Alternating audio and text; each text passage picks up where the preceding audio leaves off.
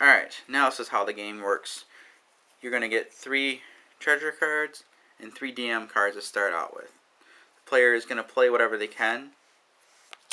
Like for example, I'm going to equip this guy with a horny helmet. It's headgear. You can have 1 headgear, 1 armor, and 1 feat item. And this one's +3 for elves. I am not an elf. And I'm going to put this in my backpack on my scroll because it's a potion. And I'm going to make myself a cleric.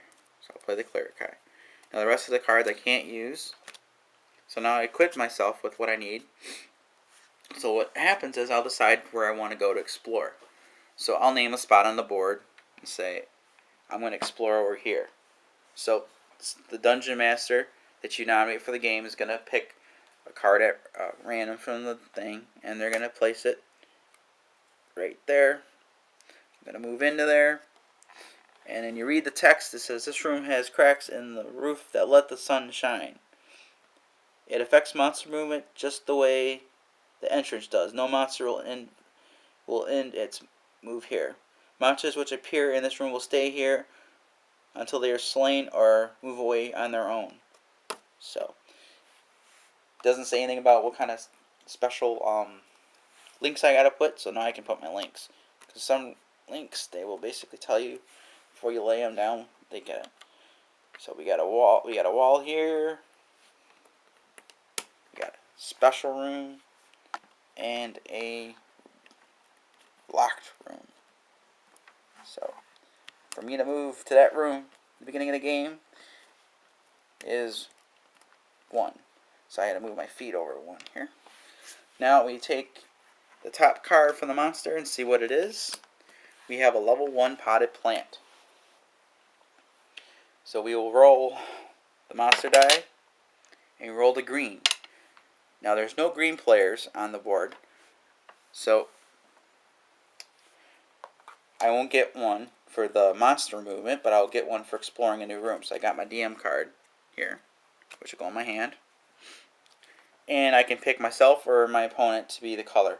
I'll choose myself to be the monster holder. So I get control of the monster during combat now.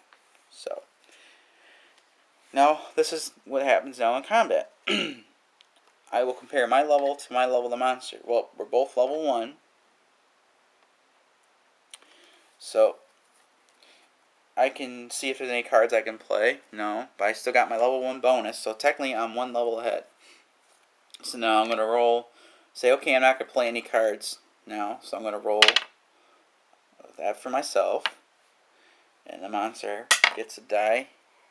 He rolls a 5. So I'm still, it's 7, 8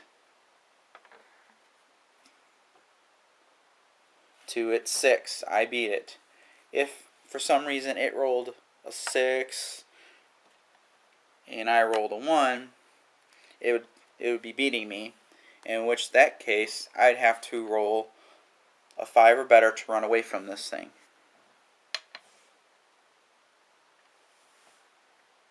So I rolled a 1, so I wouldn't be able to roll, so I look at the bad stuff. In the unlikely event that you cannot escape from the potted plant, I lose 1 level. I can't lose a level, so now I take 1 damage from not being able to beat it, and 1 from not being able to run away.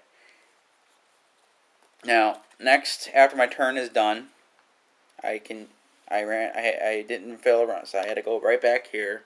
I can choose to explore some more, or I can end my turn. Well, if I choose to end my turn, it is now monster movement. Now, had this not been a potted plant and been something else,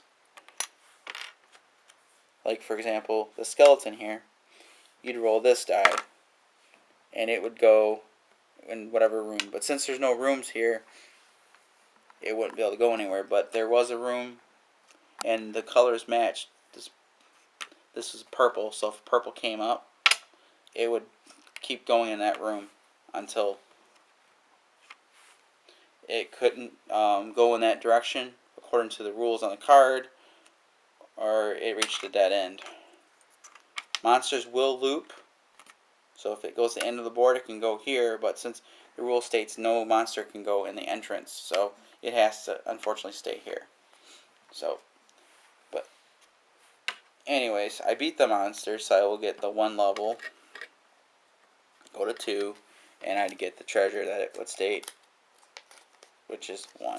So that's pretty much how Munchkin works, and each player would go until someone gets to level 10. Once someone gets to level 10, they'll make their way back to the entrance, and they'll have to fight a monster of a level 20, and of course it's randomly generated. Now onto the thing about the big items. If, for example, I had a weapon that said big on it, for example, it said somewhere around here said big, I'm allowed to have it. But if I had 2 items that said they were big, I would lose one. I'd end up having 1 less foot for movement. So the more you can have unlimited amount of big things, but once you start piling up, eventually you're going to have no feet.